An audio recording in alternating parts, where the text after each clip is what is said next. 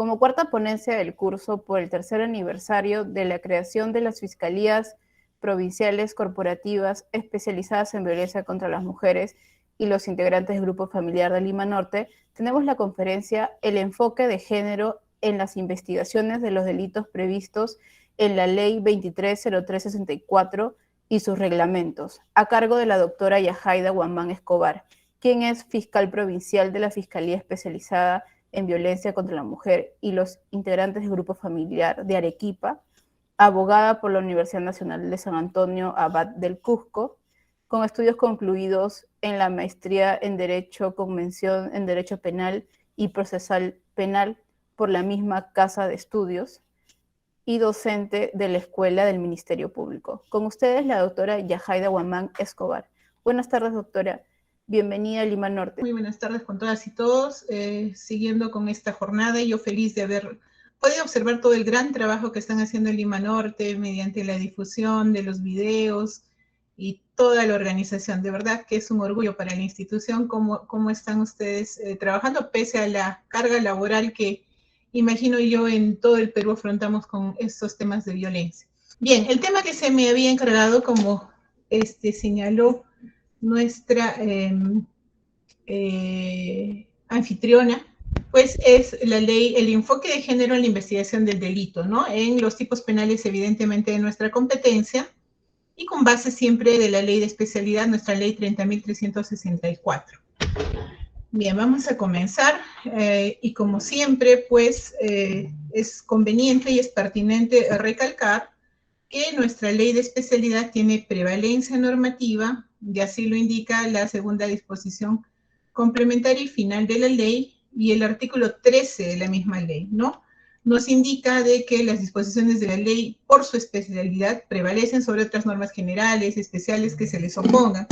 Lo propio también, el artículo 13 indica que son de aplicación supletoria a nuestra ley de especialidad, pues el Código Procesal Civil, el Código Procesal Penal e inclusive el Código de las Niñas, Niños y Adolescentes, ¿no? Haciendo un breve repaso, pues la ley 30.364 establece un procedimiento único, ¿no? Un procedimiento único que está dividido en dos etapas, ¿sí? Una etapa de protección o etapa tuitiva a cargo de las y los jueces de familia, y una etapa que la ley denomina de sanción, más yo prefiero llamarle una etapa de investigación y sanción. Y justamente para visibilizar pues el trabajo que realizamos nosotros y nosotras, ¿no? Desde la Fiscalía para lograr pues este acopio de investigación y someter el caso a juzgamiento y lograr así esta sanción.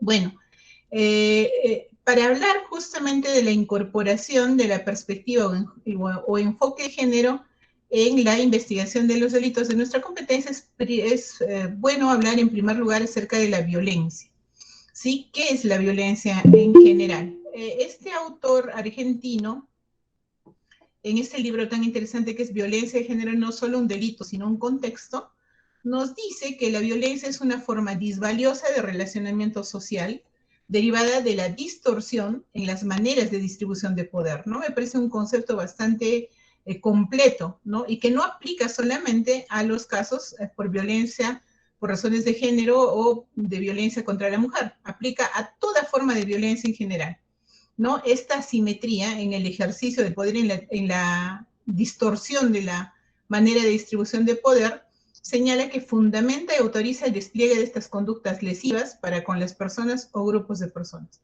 Y en esta parte reflexionan también y dicen, ¿no?, que el concepto de violencia, si bien suele referirse a conductas que se imponen mediante forzamiento o intimidación, y se encuentra directamente vinculada a la imposición de fuerza física. Recordemos que cuando no existían estos tipos penales que inclusive el autor argentino Wong Padre señala como delitos de género, ¿no? Creo que ya sería conveniente ya socializar más esta denominación. Yo estoy totalmente de acuerdo que se han incorporado a nuestro Código Penal, pues, estos delitos que tienen mucho que ver, ¿no?, con estos aspectos de género, y no habría inconveniente en llamarlos así. El máximo representante, creo yo, de todo este tipo de delitos es el delito de feminicidio, ¿no? porque tienen este componente. Bien, entonces, antes de que existieran estos delitos de género, el concepto de violencia que nosotros manejábamos cuando desarrollábamos investigación en delitos comunes estaba muy vinculado a esta fuerza física, ¿no? Es decir, para que nosotros afirmemos de que existía violencia, pues teníamos que ver la huella visible, ¿no? Una herida sangrante o todas las lesiones en todas sus denominaciones. Y si no había ello, pues no era... no era visible, no era asequible esta violencia, ¿no? O en todo caso, violencia sobre las cosas, ¿no? Para otros tipos penales. Y también la intimidación, ¿no? O la amenaza, la grave amenaza. Recordemos nada más la estructura del tipo penal del artículo 170, ¿no? Los medios comisivos, violencia o grave amenaza. Y esta violencia tenía que ser, pues, una violencia, como les digo, que era visible, que dejaba huellas. Y en cuanto a la grave amenaza, no podía ser, pues, un contexto coaccionante o amenazante, como desde el 2018 ya se tiene incorporado en el artículo 170 y en el 176 también, ¿no? Tenía que ser una fuerza o una coacción o una intimidación de tal magnitud que compela, ¿no? Cualquier tipo de, es más, de resistencia hasta de la víctima, ¿no? Un cuchillo o un arma de fuego, ¿no? Que represente, pues, una grave amenaza, como decía el tipo penal, ¿no? Todo esto se ha flexibilizado desde 2018 en estos dos tipos penales, pero sin embargo considero yo que desde el 2015, con la incorporación de la ley 30.364 en nuestra legislación nacional, pues el concepto de violencia ya era bastante flexible y muy amplio, ¿no? Con un plus de protección muy amplio para las mujeres sobre todo, ¿no? Entonces, lo que señala este autor es que no es menos cierto, que a nadie escapa que la violencia adopta las más variadas formas, ¿no? Y ese es el concepto que propone la ley 30.364 cuando habla de violencia, ¿no? Porque, como decía la doctora Díaz, inclusive hablan de estas aflicciones, ¿no? Aflicciones, cualquier conducta que cause daño, ¿no? Tanto en las mujeres, también en las y los integrantes del grupo familiar. Entonces dice que estas más variadas formas pues van desde las más groseras hasta las más sutiles y casi imperceptibles. ¿Para qué? ¿Para quién? Para quienes no tengan un ojo especialmente entrenado para detectarlo. Y es justamente eso es lo que propone el Sistema Nacional de Justicia Especializado, que tengamos en primera instancia los órganos encargados de la investigación, ¿no? La Policía Nacional del Perú, el Ministerio Público y también nuestros órganos auxiliares, ¿no? De hecho, la institución pues está hace unos años ya iniciando capacitaciones también al personal, por ejemplo, en el Instituto de Medicina Legal, ¿no? Porque ¿en qué nos ayudaría, por ejemplo, pericias o evaluaciones que carezcan justamente de este enfoque o perspectiva de género? Que como veremos más adelante, pues, ¿Cómo está? Buenas noches. Herramienta súper útil para nosotros en los temas de la especialidad. Bueno, nuestra ley 30.364, de las múltiples formas de violencia, con toda seguridad más de una docena,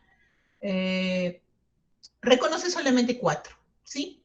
La violencia física, la violencia psicológica, la violencia sexual y la violencia económica y patrimonial, ¿no? Se pasan por alto otras manifestaciones de violencia, pero que sin embargo existen, ¿no? Llevar la subsunción de estas manifestaciones de violencia, bueno, en cuanto produzcan afecten un bien jurídico protegido, pero bueno, no todo va a ser así, ¿no? Por ejemplo, la violencia obstétrica, ¿no? Salvo que cause una afectación física, probablemente, pero psicológica no sería de repente de competencia personal de nosotros en cuanto no hubiese un vínculo, ¿verdad?, entre el agresor o la agresora, salvo que realmente acreditemos de que se ha producido esta agresión contra la mujer por su condición de tal. Yo estoy totalmente de acuerdo, definitivamente, hablando del Acuerdo Plenario 1 del 2016, que está referido exclusivamente al delito de feminicidio. Yo estoy convencida también de que se puede imputar un delito de género no solamente al hombre natural, sino también a una mujer, ¿no? Porque si partimos por la idea de que se transgrede en efecto este incumplimiento a los roles de género, pues no existe óbice en que una mujer pueda ser también autora del delito, de un delito de género, de un delito de feminicidio, de un delito de agresiones contra la mujer o contra integrantes del grupo familiar, una afectación psicológica cognitivo-conductual, daño psíquico en general. Bueno, y estas otras manifestaciones de violencia a las cuales se alude, ¿no?, en este concepto de violencia en general que propone Camada, pueden ser estas, por ejemplo, ¿no? La mutilación femenina, que no existe en el Perú no significa que no exista, ¿cierto? La laboral, la digital, la institucional y la institucional, la simbólica, la obstétrica, como les decía. Habrán tenido ustedes ocasión de ver los que hemos tenido o hemos podido compartir en alguna presentación en la Escuela del Ministerio Público, el caso de Daphne McPherson, ¿no?, que es un típico caso de violencia obstétrica y en el cual además estaban tan enraizados los estereotipos de género, partiendo de que se cree de manera generalizada de que la mujer, por ser mujer, por haber nacido biológicamente mujer, pues tendría que tener implícito un instinto materno. Y no solo eso, sino también tendría que saber cuándo está embarazada y cuándo no, ¿no? Algo muy innato tendría que ser esto, ¿no? Y circunstancias de este tipo que se presentan y por las cuales, pues, se castiga a una mujer, ¿no? Como en el caso de Daphne McPherson, que ya fue sentenciada inicialmente a 16 años de cárcel porque no sabía que estaba embarazada, porque le sobrevino un parto en su lugar de trabajo, porque como ella estaba en un estado físico y además de psicológico seguramente por lo que había pasado, pues sus empleadores le negaron atención médica, finalmente la criatura falleció, ¿no? Y ella fue acusada pues por homicidio de esta criatura. Bueno, la violencia mediática, el matrimonio infantil, el castigo por interrupción de embarazo es considerado también, la trata de personas, la violencia económica, doméstica, patrimonial, psicológica, sexual, el hostigamiento, acoso y ciberacoso y las terapias de conversión de género. Como les digo, para algunas personas pueden ser temas discutibles, particularmente el castigo por interrupción de embarazo o el aborto legal y las terapias quizás de conversión de género. Considero yo que esos son los puntos más controversiales, pero en una discusión con conocimiento, pues no habría ningún inconveniente en sostenerlo, pero de pronto sí están considerados. Bien, ¿y de qué hablamos cuando hablamos de violencia de género o de violencia por razones de género, ¿no? En primer lugar, no debemos soslayar que el género es una categoría social más, ¿no? Como lo son la clase, la raza, la edad, ¿no? Y que es atravesada por todas las demás categorías sociales que tienen su origen en el sexo, ¿no? En el sexo biológico. Entonces, en el contexto cultural, ¿no?, la expresión género alude a estas características, roles, jerarquías, actitudes, valores y símbolos que cada cultura atribuye e impone a su sexo como su deber ser, ¿no?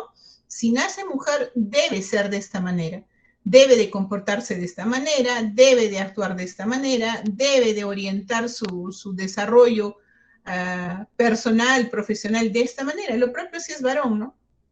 Si ha nacido varón, pues debe ser de esta manera, ¿no? Debe de tener ciertas actitudes, ciertos comportamientos, ¿no?, que socialmente son aceptados, ¿no?, que culturalmente son validados, denotando que la expresión, pues, género es una construcción social que varía con el tiempo, las manifestaciones culturales de cada sociedad, y que resulta útil para diferenciar justamente las creencias, los valores, las distintas expectativas de los hombres y de las mujeres dentro de las estructuras de poder. Bien, ¿y cuál es el origen? ¿Cómo es así? Y eso también a lo que hacía alusión la doctora Ingrid. ¿Por qué afirmamos de que existe esta violencia contra la mujer de manera sistemática? Y que además, pues, tiene su origen, ¿no?, en estas circunstancias sociales, culturales, ¿no? Entonces, con este pequeño videíto vamos a poder observar cómo parte y cuál es el origen de esto que les voy comentando.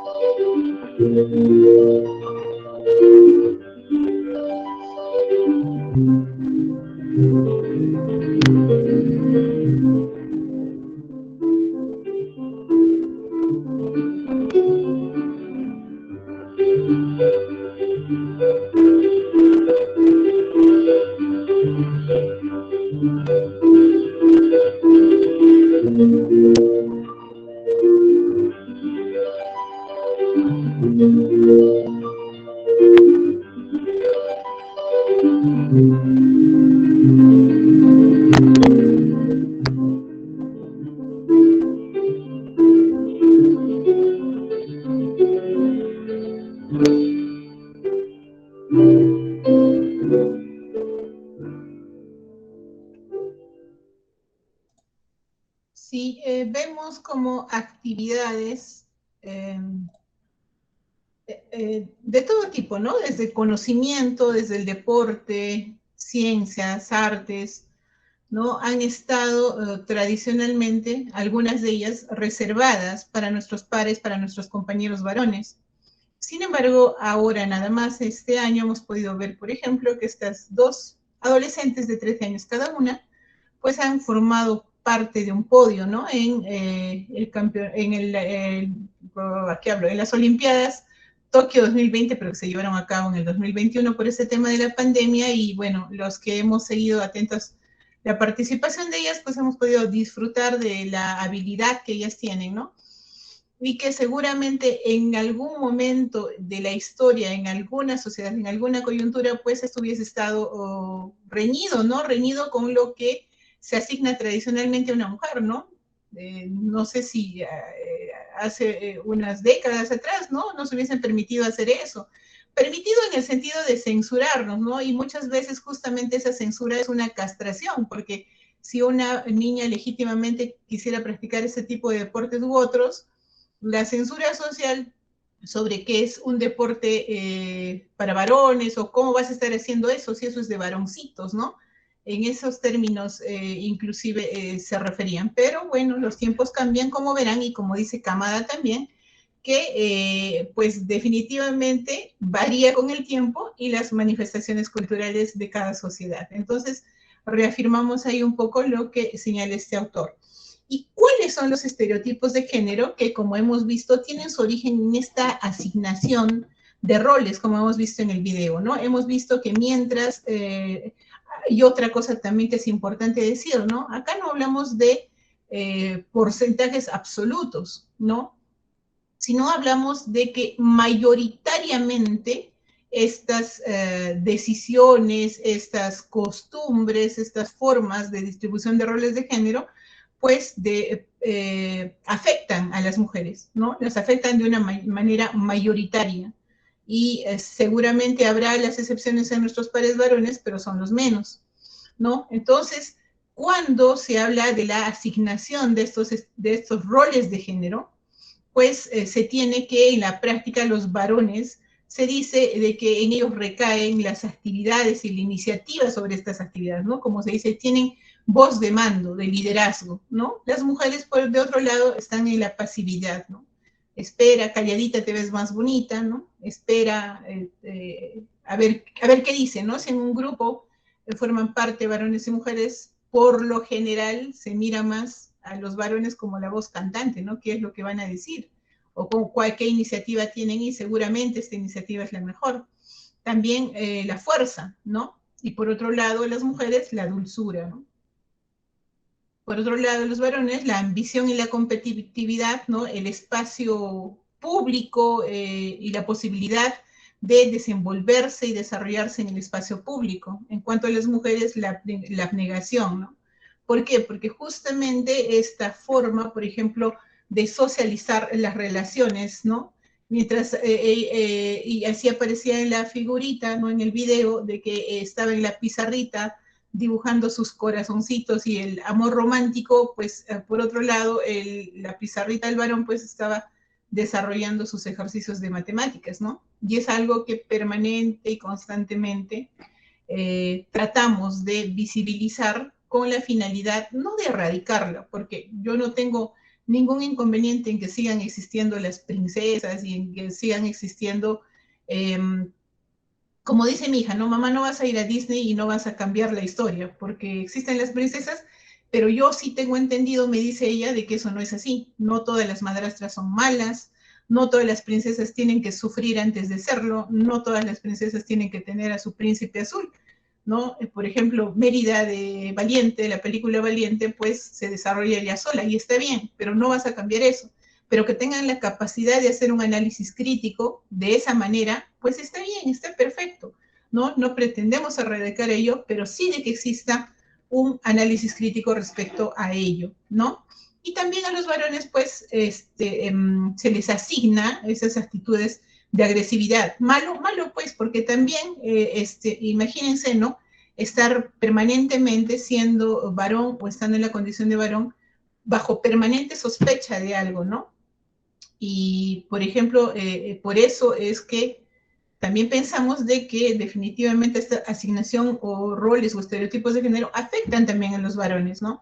¿Por qué? Porque seguramente serían objeto de burla si es que decidieran en el libre ejercicio de su personalidad dedicarse a labores que tradicional y ancestralmente han sido asignadas para mujeres. Pero ¿cuál? ¿Dónde? ¿Cuándo? Y las profesoras de educación inicial y las mises, yo no he visto hasta ahorita un misa, no he visto, ¿no? Porque seguramente también estas expectativas legítimas de acceder, por ejemplo, a carreras profesionales como de educación inicial, también se ven castradas por eso, ¿no? Y muchas veces yo suelo poner ese ejemplo de que qué pasa si yo me mudo a un lugar y tengo justamente a esta mi hija pequeña que quiero matricularla en inicial, ¿no? Y de pronto voy a un jardín muy prestigioso que me han dicho que ahí está todo bien y me encuentro con que por lo general la directora es una mujer. Quizás el promotor puede ser un varón, ¿no? Porque no tiene contacto, ¿no? Con los niños o es una figura administrativa o algo así, ¿no? La plana de docentes, todas son mises. Las auxiliares, porque van a estar en contacto con los niños, también son mises. Eventualmente habrá un varón que sea profesor de educación física, de computación, un tema así, ¿no? ¿Por qué? Porque también no va a estar en contacto directo con los niños, ¿no? Y si pese a ello la directora del jardín me dice, justamente en inicial de 5 años mi personal docente son varones, ¿no? Entonces, sería yo creo una hipocresía decir de que contentas y felices pues vamos a dejar a los niños, ¿no? Y vamos a decir, sí, perfecto, que todos sean varones, ¿no? Porque siempre estará metido en nuestra mente el hecho de que si va a tener contacto con los niños que todavía requieren asistencia para ir al baño, seguramente los va a tocar.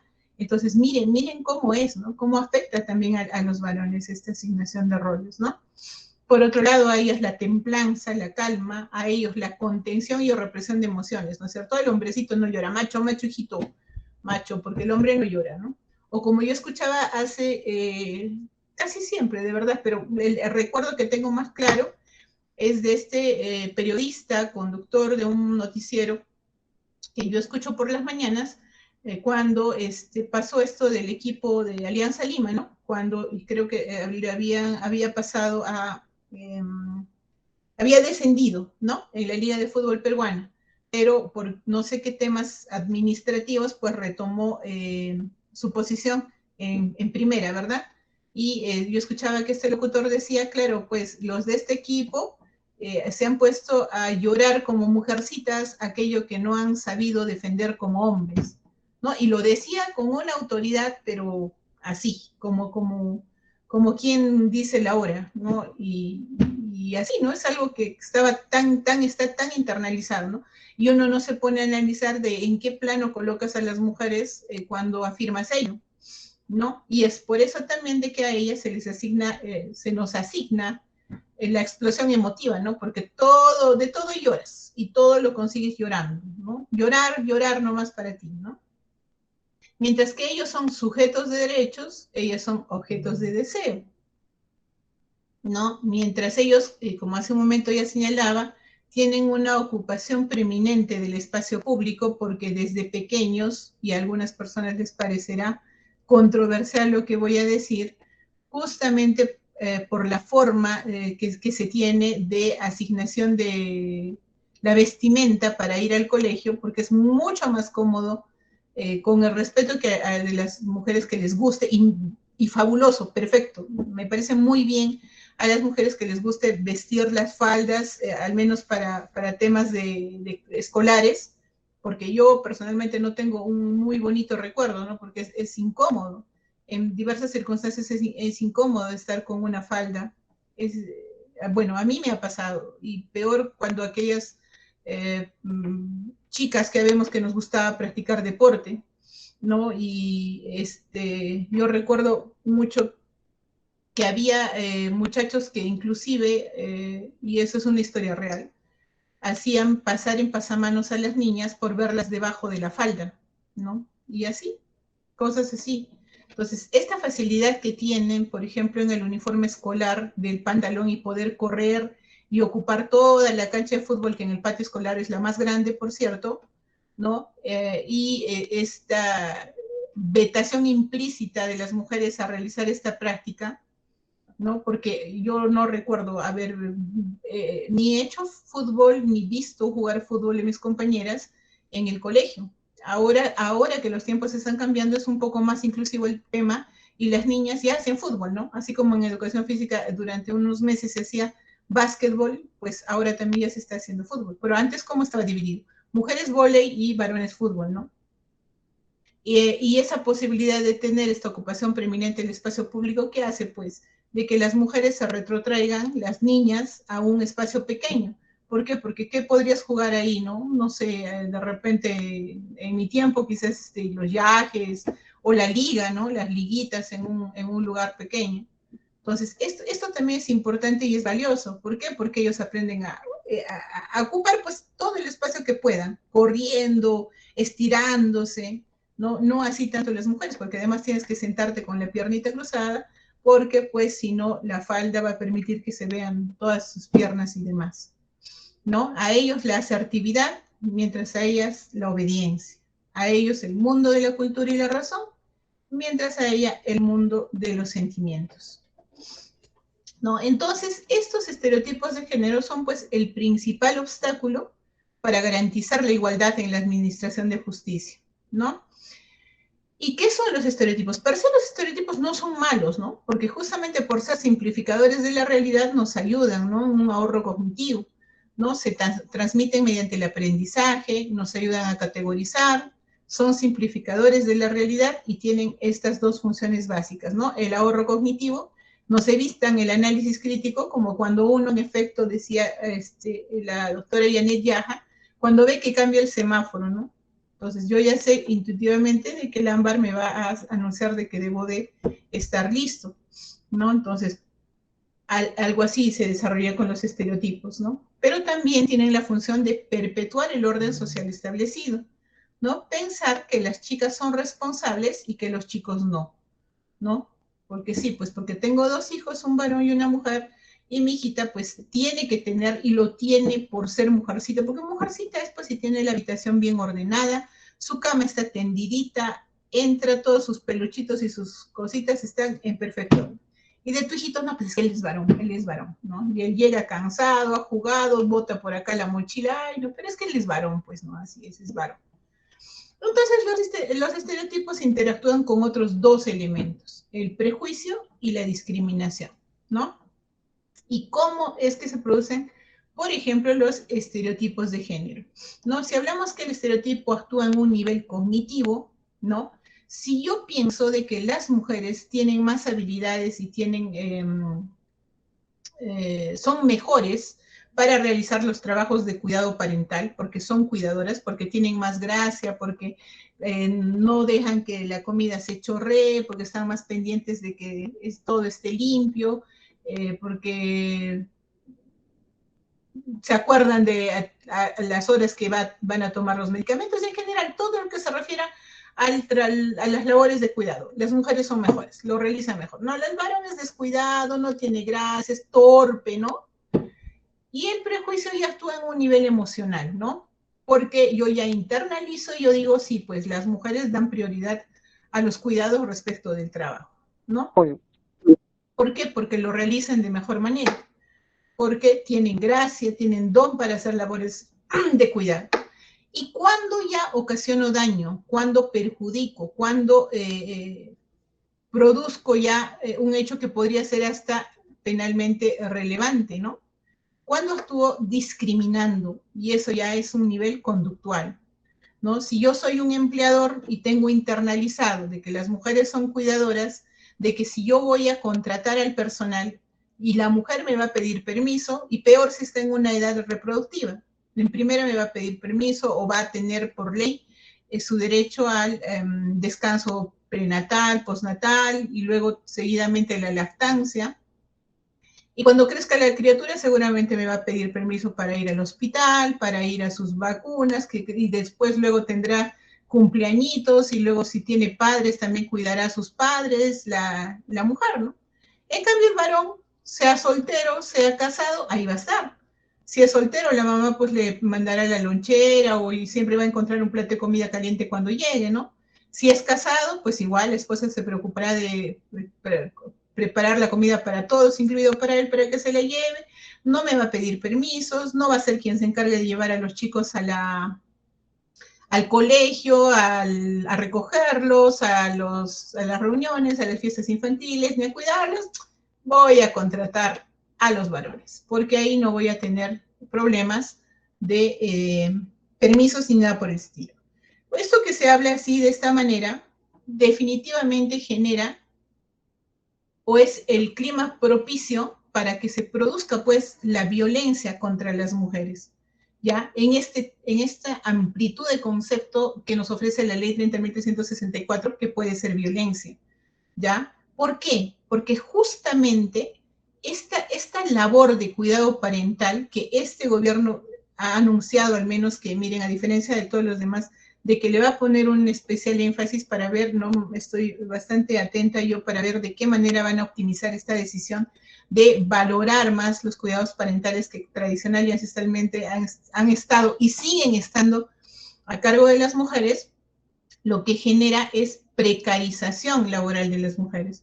¿Por qué? Porque las mujeres, como tienen a cargo el cuidado parental mayoritariamente, por favor, otra vez vuelvo a hablar, no estoy hablando de exclusividad, porque sí hay casos en que los varones cumplen esta función, pero son los menos, son la excepción, ¿ya? Entonces, ¿qué va a hacer una mujer? Va a preferir emplearse a tiempo parcial, porque sabe que el resto del tiempo tiene que dedicarlo, pues, a estas labores de cuidado parental.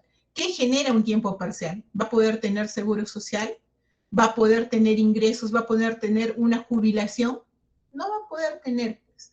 Entonces, esas son las condiciones que generan la violencia contra la mujer. El Ministerio Público contrató a este profesional para que haga un diagnóstico de los estereotipos de género que afectan y limitan la función fiscal. Y miren los hallazgos. Son muchos más, pero yo he creído conveniente colocar estos porque me parecen los más significativos. ¿No? ¿Qué estereotipos han identificado? Por ejemplo, que las y los integrantes fiscales del Ministerio Público, varones y mujeres, consideran aún que el género masculino y femenino no es una construcción social e histórica, cultural, social, histórica, sino que es el sexo biológico. O eres varón o eres mujer y no hay más. No hay más, ¿no? Entonces, no, el género no es una construcción social, o sea, no existe la capacidad de diferenciar el sexo biológico del género, ¿no?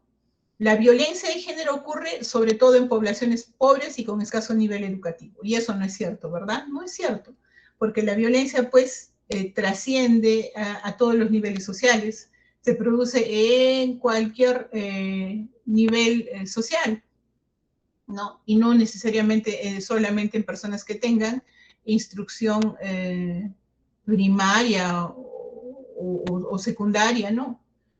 ¿Qué más se ha encontrado, no? La afirmación de que las mujeres infieles y desobedientes sufren violencia, ¿no? Casi una réplica de lo que se dice comúnmente acerca de la policía, ¿no? Que cuando una va a poner las denuncias, pues la policía dice, la primera pregunta dice, ¿no? ¿Qué has hecho? ¿O qué no has hecho? ¿No? ¿Has cocinado? ¿Le has planchado su ropa? ¿Qué ha pasado? ¿Qué has hecho? Pues, ¿qué has hecho? ¿No? Era algo tan tradicional, pero miren, también estaba presente entre nosotros, ¿no? Otro estereotipo identificado, ¿no? En la Fiscalía de la Nación hay cargos más apropiados para mujeres y cargos más apropiados para varones. ¿Cómo así? No, pues es que las mujeres tienen más virtudes, más aptitudes para ocupar las plazas de las fiscalías de familia, ¿no? Porque tienen más gracia de hablar, de socializar, de comunicarse con sus pares mujeres, con los niños, niñas, ¿no? En cambio, en las fiscalías penales, pues, más varones, ¿no? Porque son más asertivos también, pues, ¿no? Van a desarrollar mejor las funciones en cada uno de esos lados. Y que yo, ni qué hablar del tema administrativo, ¿no? Ya no voy a hacer apuestas porque ya perdí, porque ya sé que en el Distrito Fiscal de Amazonas ya hay conductoras, mujeres, yo, pues, inmensamente feliz, porque eran actividades que estaban prácticamente dedicadas a exclusividad para los varones, ¿no? Y ahí justamente yo hacía una crítica en súper voz alta, porque decía yo, o sea, es cierto, no existe impedimento, ¿no? Porque alguien por ahí podrá decir, pero ¿cuál es el problema? El Ministerio Público no impide, jamás ha impedido de que las mujeres puedan emplearse como conductoras. Pero ¿qué costará? Pues nada nos cuesta socializar de manera adecuada estas publicaciones para la contratación de personal, ¿no? ¿Qué costará ponerse requiere conductor o conductora, ¿no? Y que reúna tales y tales y tales requisitos, ¿no? Y créanme que sí hay, porque a mí me ha pasado que me he encontrado con taxistas, con conductores mujeres de taxis, y a quienes yo les he dicho, ¿no? Pero ¿por qué no se presenta? Entre ustedes a la página web del Ministerio Público y ahí salen los requisitos, ¿no? Sí, de verdad, ¿no? En un momento, pues, muestran interés, ¿no? Pero después probablemente, pues, tampoco, ¿no? No he visto, al menos acá en el Distrito Fiscal de Arequipa, no existen todavía conductores mujeres. El personal de limpieza, bueno, hace poco, tampoco es que sea mucho, ¿no? Hace poco, hace unos años, porque antes todo el personal de limpieza, todo, el 100% del personal de limpieza eran mujeres, ¿no? La ceñito de la limpieza.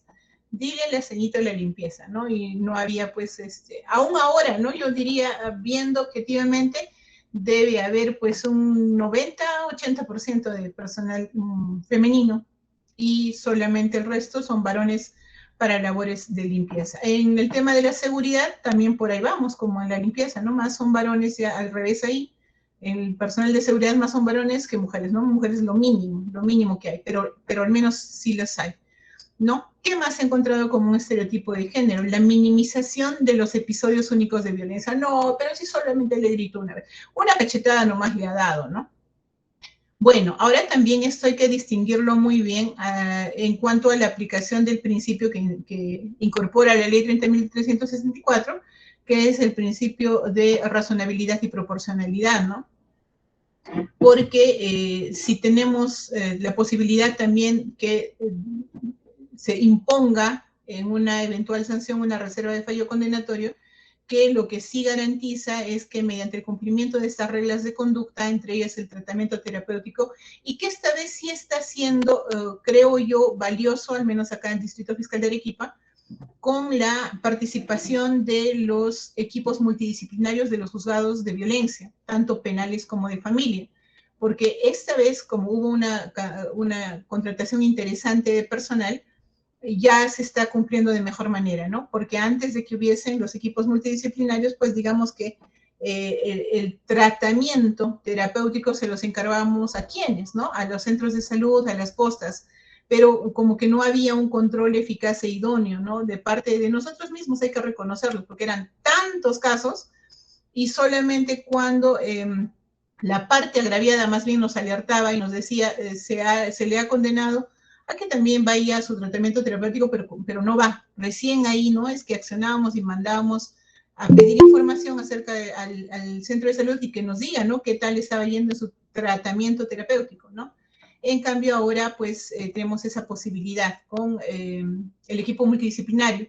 Por tanto, no cabría esa posibilidad de minimización de episodios únicos de violencia.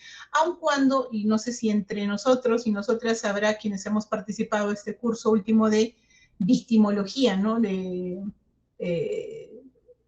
criminología, ¿no? Y obviamente ahí también nos han explicado, y yo también he tenido la ocasión de leer acerca de, por ejemplo, justicia restaurativa o transicional, ¿no? Y existe una crítica también a la ley 30.364.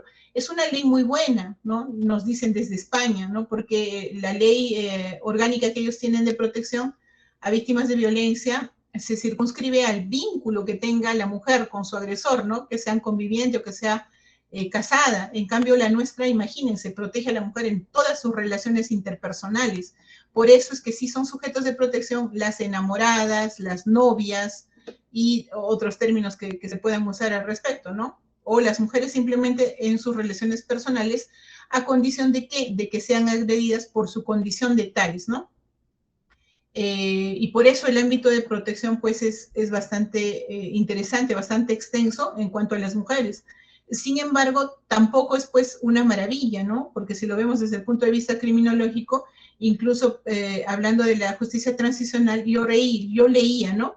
Que decían, de verdad se atenderá a las expectativas de las mujeres, porque, a ver, y eso me puse a reflexionar en cuanto la otra vez leía, no solo una vez, sino varias veces, las declaraciones de las mujeres, ¿no? En cuanto formulaban una denuncia.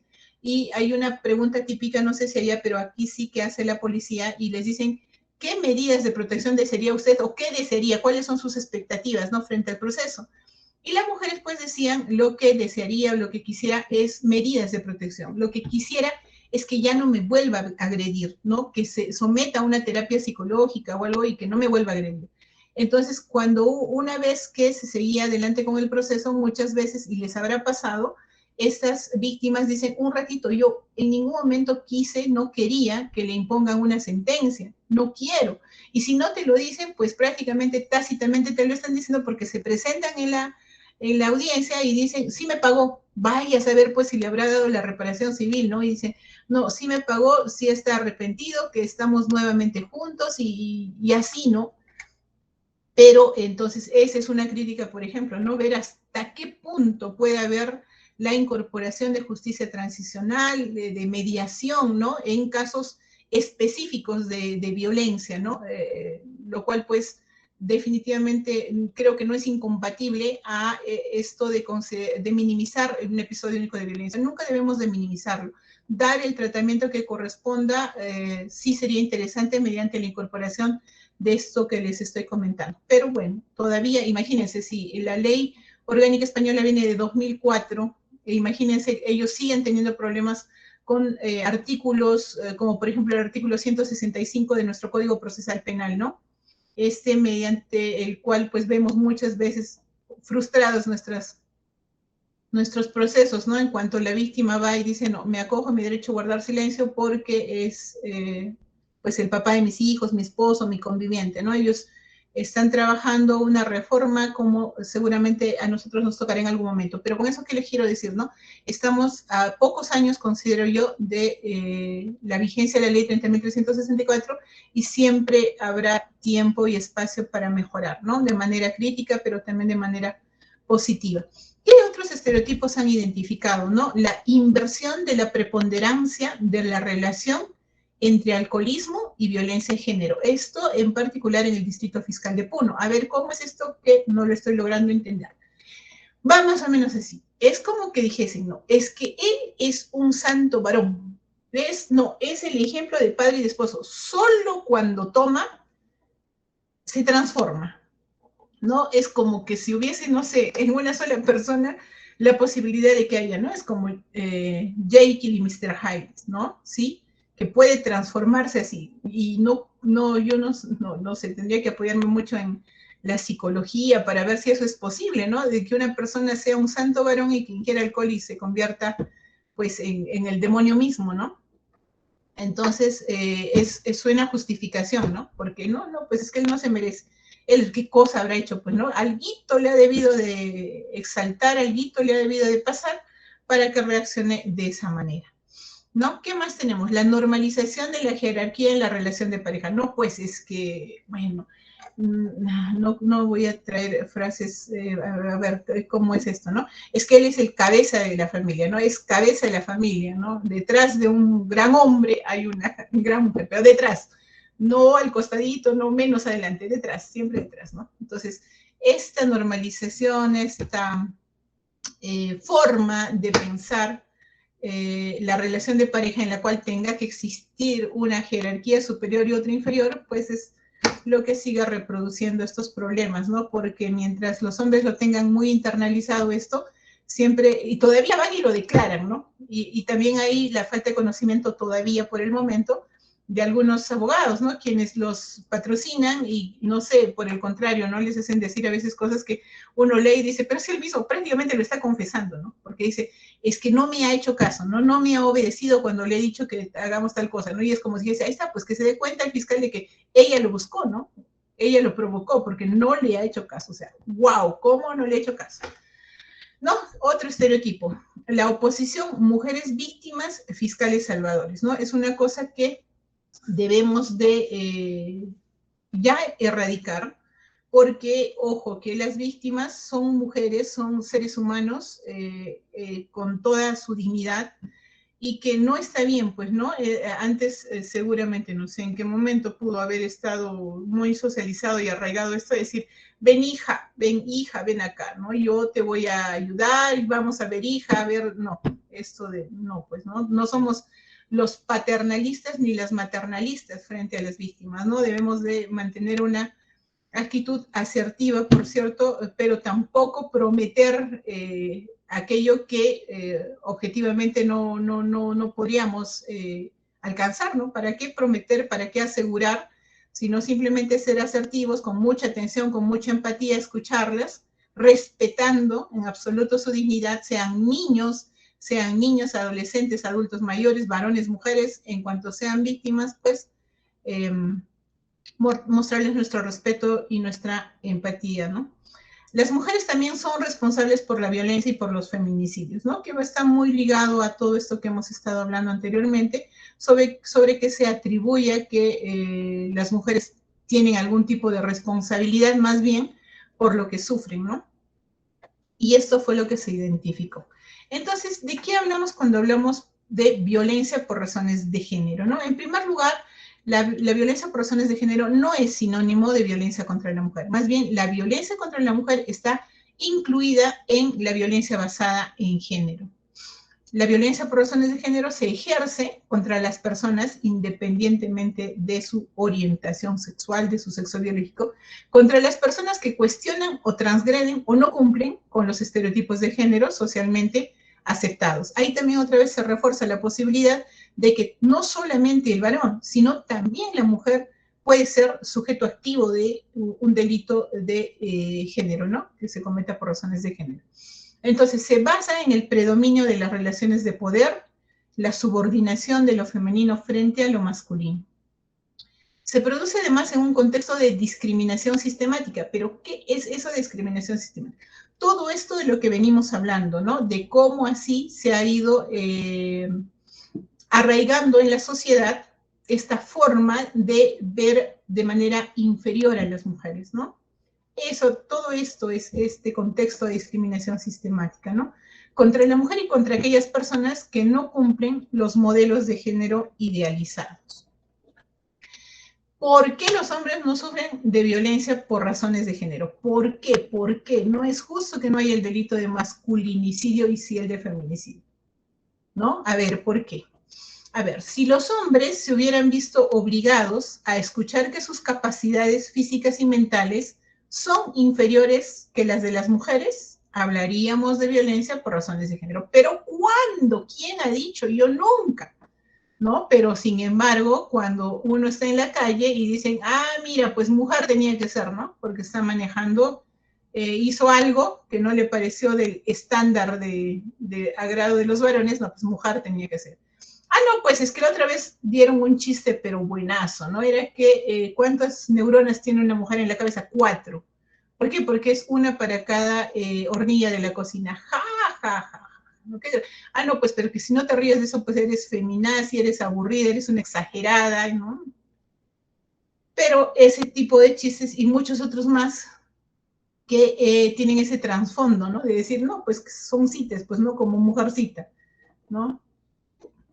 Si los hombres se hubieran visto obligados a pedir permiso para trabajar o abrir una cuenta en un banco a sus esposas, ay no, pues eso fue hace muchos años, eso no ha existido además, ¿no?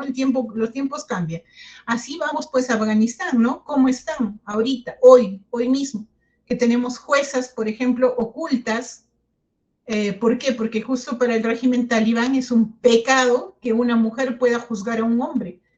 Y yo les invito a que sigan, por ejemplo, la cuenta de Mujeres Juezas de España y otras activistas que están tratando de hacer mediación internacional para lograr que estas juezas afganas puedan salir de allá y puedan estar a salvo, ¿no? Porque no les queda, creo que la pena que esperan para eso grave que han hecho en su momento de participar de la magistratura y poder juzgar a un hombre es como que qué pena de muerte, poco más, ¿no? Entonces, miren cómo están en esa realidad hoy mismo, ¿no? Que se tiene que pedir permiso para trabajar, no pueden ir a las escuelas a estudiar, no pueden salir a la calle si no es con su marán, que es un varón de la familia, sea el marido, sea el padre, sea el hermano, ¿no? No pueden vestir con una ropa que les haga ver los tobillos, por eso las burkas, porque si no las azotan, las golpean, no pueden salir hasta determinada hora. Ahora han restringido un poco que vayan las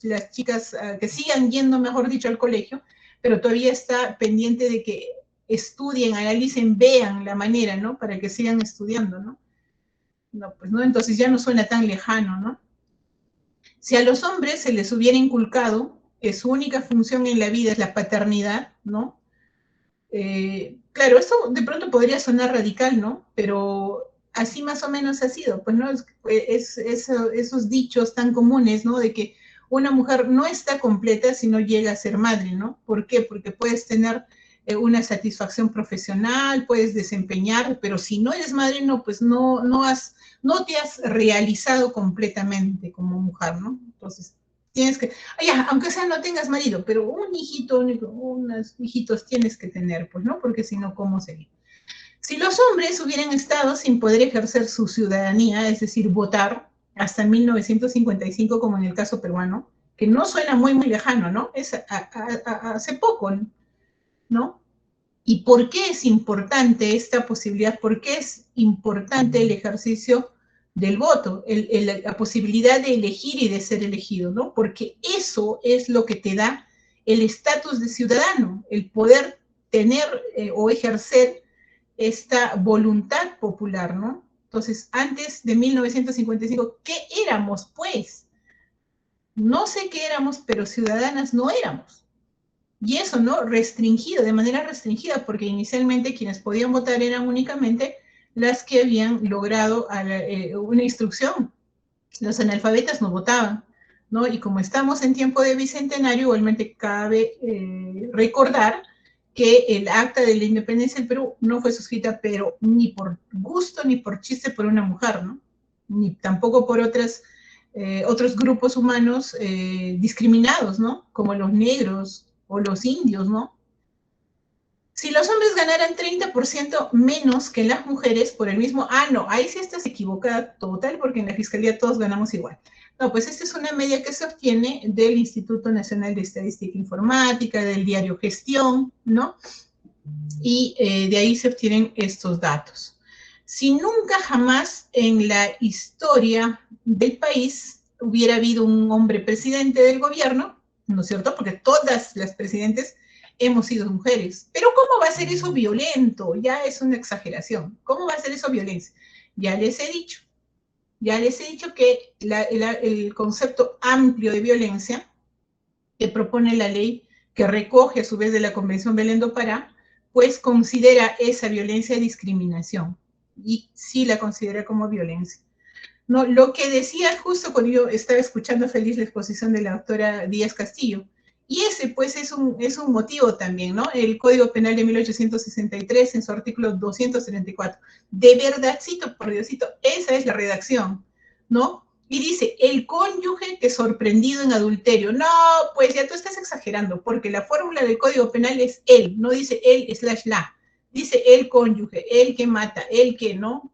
Pero no, pues no, si sigues con la lectura atenta, como decía la doctora, el cónyuge que sorprendido en adulterio a su consorte da muerte en el acto a esta, no dice dice esta, o su cómplice, o los dos juntos, pague uno, lleve dos, sufrirá cárcel en tercer grado. Por supuesto que la pena para el cónyuge perdón, la cónyuge que daba muerte a su consorte, a era totalmente distinta, ¿no?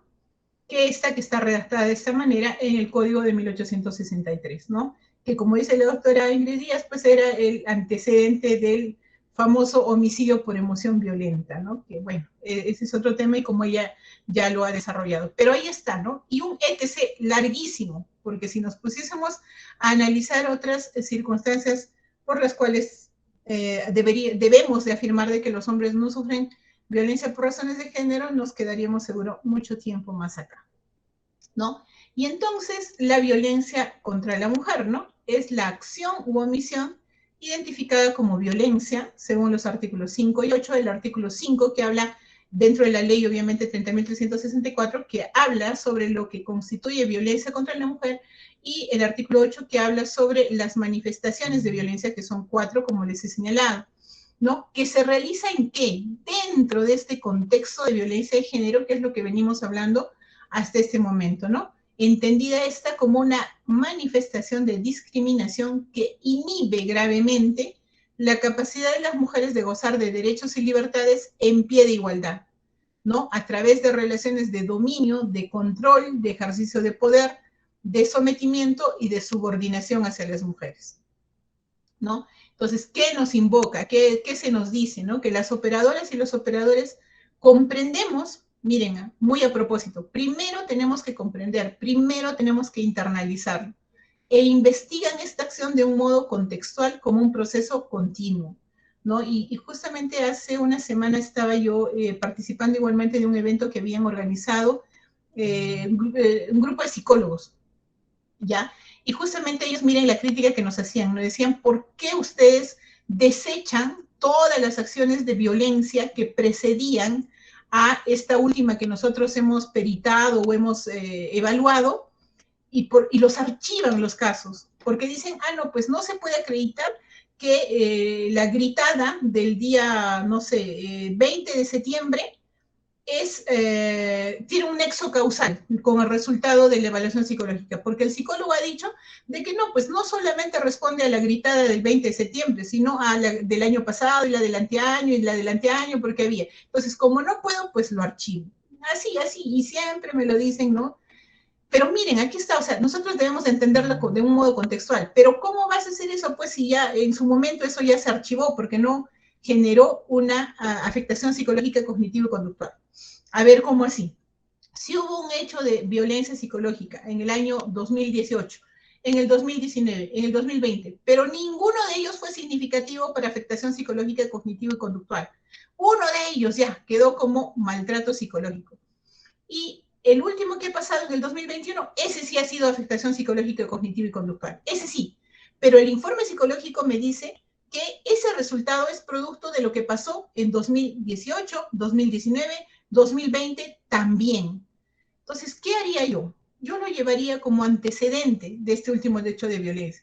Pero están archivados. Está bien, pues, no va a formar parte de mi núcleo central de imputación. ¿Acaso no hay una estructura que nos dice precedentes, concomitantes y posteriores? Lo consideraré, pues, en precedentes, justo para no desechar este último pronunciamiento donde me dice que sí existe una afectación psicológica cognitivo-conductual. O por último, otra cosa que haré, agarraré y analizaré todos esos casos que podían haber, que no constituyen de manera independiente una afectación psicológica, cognitiva y conductual, y podría eventualmente construir un caso de acoso del artículo 151A. Pero atenderé esto que nos invoca, de que esta acción la debemos de entender de un modo contextual como un proceso continuo, ¿no? Y como dicen, ¿no? Esto permite identificar los hechos típicos que inciden en una dinámica de relación entre la víctima y la persona denunciada, ofreciendo una perspectiva adecuada para la valoración del caso. No se preocupen, más adelante voy a tratar de desarrollarlo mejor cuando vea los tipos penales de cada una, que forman parte de cada una de las manifestaciones de violencia. Voy a tratar de explicarme mejor, ¿no? Acá hay una representación acerca de los ataques con ácido a las mujeres en la India, ¿no? Porque uno puede pensar que como esas cosas no pasan acá, no existen, ¿no? Los ataques con ácido son una forma de violencia contra las mujeres, de acuerdo a la Convención sobre la eliminación de todas las formas de discriminación contra la mujer, el famoso CEDAW, ¿no? Los mismos que se registran en todo el mundo, pero se reportan predominantemente en países de las regiones de Asia del Sur y del sudeste asiático como India, Camboya o Bangladesh, donde el acceso al ácido es barato y de venta libre. Acá también hay, ¿no? Es esa persona, el famoso cortanalgas, ¿no? Que sale y sin más, pues, ahí sí puede haber una manifestación de misoginia. Ya ha dicho la doctora Díaz, y también estoy totalmente de acuerdo, no es feminicidio igual misoginia, no es. La misoginia puede estar presente dentro de, no solamente del delito de feminicidio, ¿no? Sino en cualquiera de los delitos en agravio de las mujeres agredidas por su condición de tal. Puede estar presente. Yo, de hecho, he conocido 2 casos ya que el autor tenía características de misoginia, ¿no? En su personalidad. Ya, así es que no es de que nosotros siempre debamos de acreditar, nosotros tengamos que acreditar presencia de misoginia. Puede haber, como no también, porque si no, ¿cómo se explican esta actitud del cortanalgas, por ejemplo, ¿no? Tiene que seguramente tener presente dentro de sus rasgos de personalidad estas actitudes misóginas. Y tampoco es, pues, ¿no?, de llevar al exagero y de decir, no, pues es que no debe de existir el delito de feminicidio porque ningún mortal, entre comillas, varón, va a levantarse todas las mañanas, estirar los brazos y decir, a ver, ¿qué quiero hacer hoy día? Ah, ya sé, quiero ir a matar mujeres. No, no es, pues, no es así. Entonces, puede ser componente, puede estar presente y la personalidad del agresor sí puede estarlo, ¿no? Entonces, ¿para qué sirven los estudios de género? Porque son estudios y son estudios serios, ¿no? Ahora, más que nunca, me imagino, las y los compañeros de la especialidad están ya armándose una biblioteca, ¿no?, de temas o de textos de la especialidad, ¿no? Y ahí habrán podido descubrir de que tenemos bastante de estudios que vienen de la antropología, ¿no?, de las ciencias sociales. Y eso es muy interesante porque esa es la base justamente de delitos como el del feminicidio, ¿no? Entonces, incluir la mirada de género en las disciplinas sociales ha permitido visibilizar algunos hechos. Por ejemplo, ¿no?, que las experiencias y los problemas que enfrentan las mujeres de distintas edades, posiciones sociales, etnias o nacionalidades son variables y múltiples. No existe una esencia biológica universal, ¿no?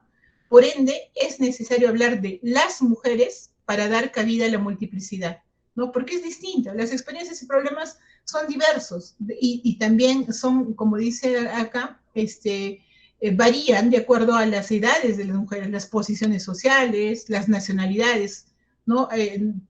No es lo mismo las expectativas que tengan las mujeres rurales frente a las expectativas que tengan, por ejemplo, las afrodescendientes, ¿no? O las migrantes, ¿no? Entonces, siempre será necesario hablar de las mujeres en su diversidad, justamente para poder acoger todas esas expectativas, ¿no? El género se construye siempre en referencia a la relación entre hombres y mujeres como fuente de desigualdad, de complementariedad o de igualdad, ¿no? Entonces, por lo tanto, debemos observar estas relaciones y no detenernos en un sujeto aislado, ¿no?, sino en una dinámica más amplia. Hombres y mujeres ocupan posiciones sociales diversas, de acuerdo a distintos factores, por lo que es necesario analizar cada situación en relación a su contexto, ¿no? Por ejemplo, una mujer urbana, trabajadora, de clase media y casada, puede estar simultáneamente en una relación de subordinación frente a su esposo y su jefa, que es otra mujer, pero puede tener una relación de superioridad frente al conserje de su edificio y a sus hijos e hijas, ¿no? En buena cuenta, no por el hecho de que en un determinado contexto en la cual ella pueda mostrarse con una actitud de superioridad frente, o inclusive puede ser la jefa, ¿no? Puede ser la jefa esta mujer, pero está en una relación de subordinación frente a su esposo, pero ejerce a la vez esta relación de superioridad frente a sus hijos e hijas, ¿no? Entonces, ¿por qué es importante incorporar esta herramienta, esta metodología, que es la perspectiva de género en nuestro quehacer, ¿no? Las normas, los principios y los valores sobre los que se sustenta el derecho descansan en una ideología masculina que ha creado y recreado los estereotipos del género. Pero ¿cómo así?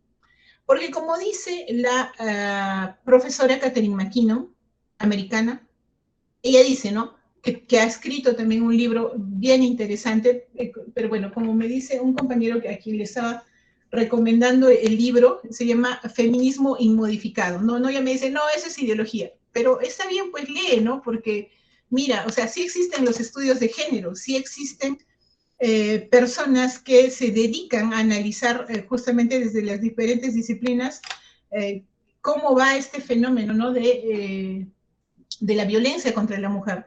¿Qué sostiene Catherine McKinnon, ¿no? Dice que los principios de neutralidad y objetividad que regulan el derecho son en realidad valores masculinos que han llegado a ser considerados universales. Pero ¿de dónde puedes sacar esa idea? Justamente porque dentro de las estructuras de poder que se han construido a través del tiempo, se ha negado el acceso a las mujeres a estos cargos de poder y de toma de decisiones. Entonces sostiene Catherine McKinnon de que el derecho pues está pensado justamente por una mayoría masculina. Y obviamente desde la perspectiva y desde la expectativa de estos valores masculinos y que por tanto han llegado a ser considerados universales, prescindiendo de esta mirada o esta participación femenina. ¿Y qué genera eso? De que no se atiendan pues las necesidades de esta parte de la población. Entonces, dice Catherine McKinnon, insistir en la aplicación objetiva y neutral de las normas, dentro de lo que se considera objetivo y neutral, es decir, pensado por una mirada masculina, equivale a insistir en su aplicación a partir de valores masculinos, ¿no? Eso es lo que señala. Entonces, incorporar la perspectiva de género no significa hacer juicios sesgados en favor de las mujeres. No significa en que basta que yo vea a una mujer en determinado proceso para que yo le crea y yo diga que esto es así, ¿no? Así como socializamos y decimos, pues, no toda muerte de una mujer es un feminicidio, ¿no? Ni toda agresión hacia una mujer es una agresión de violencia por razones de género. No es hacer juicios sesgados, no. Reconocer las características que como grupo social las mujeres han y hemos y seguimos teniendo que afrontar. Esas características particulares, el famoso techo de cristal, la aplicación de estos estereotipos, el que se juzgue diciendo de que, o con criterios de que por qué salió de autopuesta en peligro, ¿no? Es que porque salió hasta las 11, 2 de la noche, pues porque debió de recogerse, no es pues una chica de su casa. No, pues es que toda acción tiene una reacción y viene vestida de esa manera. ¿Cómo se ha podido vestir así? Pues, ¿no? Prácticamente ya nada le cubría el cuerpo, ¿no? Entonces, eso. Finalmente, la perspectiva de género deconstruye, ¿no? Esa falsa dicotomía basada en los cuerpos de las personas, así como las consecuencias que se le han atribuido, ¿no? Es una categoría de análisis, ¿no? Que permite visibilizar la asignación social diferenciada de roles y tareas en virtud del sexo, del género o preferencia o orientación sexual, ¿no? El deber ser, ¿no? ¿Cómo debe ser un varoncito? ¿Cómo debe ser una mujercita? ¿Cómo debe comportarse un varón? ¿Cómo debe comportarse una mujer? Revela las diferencias en oportunidades y derechos que siguen a esta asignación. No, porque si tú tienes eres asertivo, tienes el mayor dominio del espacio público, ¿no? Por lo general, no de manera absoluta, otra vez. No, no, pues es que no, tú eres mujercita, ¿para qué vas a ir a estudiar al extranjero? Tu hermano está yendo, ya tanto peligro que hay, ¿no? Tú te quedas acá. O como ponía el ejemplo de esta catedrática, ingeniera, que ganó una beca para irse a estudiar al extranjero, pero era 2 años, tenía 2 hijos de 6 y 8 años, y viene inmediatamente la censura social, ¿no? Que parece más bien ser la razón. Esa censura parece ser la razón y el resto parece ser lo equivocado, ¿no? De decirle, ¿cómo te vas a ir 2 años afuera? Y tus hijitos, pero está pues mi esposo, los cuidará. Ay, pero ¿cómo? ¿Cómo van a estar sin mamá? ¿No? ¿Por qué? Porque los niños sin papá todavía pueden estar, pero ¿cómo van a estar sin mamá? ¿No? Y tu esposo, mira, son 2 años. No, o sea, échale cargo encima, métele más en la cabeza de que seguramente pues en esos 2 años, como no está la esposa, pues debía se buscará otra pareja, ¿no? O sea, todo parece estar en contra, ¿no? El famoso techo de cristal, no, pero ¿quién te niega? No, tú has tenido las oportunidades, has estudiado y seguramente puedes capacitarte más, pero aquí nomás, no en el extranjero. No en el extranjero, ¿no? ¿Cómo te vas a ir 2 años afuera, no? ¿Cómo? Mala madre, ¿no? Bien, evidencia las relaciones de poder que tienen origen en esas diferencias. Porque obvio, pues, ¿no? Como para él va a estar más fácil el hecho de poder acceder a estas capacitaciones fuera del hogar, fuera de las responsabilidades de cuidado parental que tendrían que ser 50-50%, ¿no? ¿Por qué? Porque al final dirá, bueno, familia, me voy, ¿no? Esta capacitación va a redundar en la familia en primer lugar, en las posibilidades económicas que yo tenga con base a un mejor puesto de trabajo y al final todo va a estar por el bien de la familia, ¿no? Pero para la mujer hay muchas más trabas para hacer eso, ¿no? Entonces, la lectura que se tiene que dar a estos casos en los cuales las mujeres sí llegan a estas instancias a esas instancias de poder y toma de decisiones, no hay que mirar diciendo, pues, pero si ahora tenemos una presidenta del Poder Judicial, ¿no? Pero que si ahora tenemos una mujer presidenta del Tribunal Constitucional, histórico, ¿no?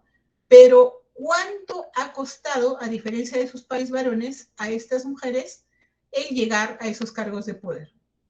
Y encima, como decía la doctora Elvia Barrios en un curso internacional que participó ella, no se ha difundido aquí en nuestro país, pero contaba ella de que cuando había tomado la decisión de buscar esta suerte de paridad, al menos en los cargos, como se llaman acá en el Ministerio Público de provisionalidad, ¿no? Igual en el Poder Judicial, pues había sido denunciada, ¿no? Había sido denunciada porque se tenía el concepto de que ella estaba privilegiando a las mujeres y en perjuicio de la meritocracia, ¿no?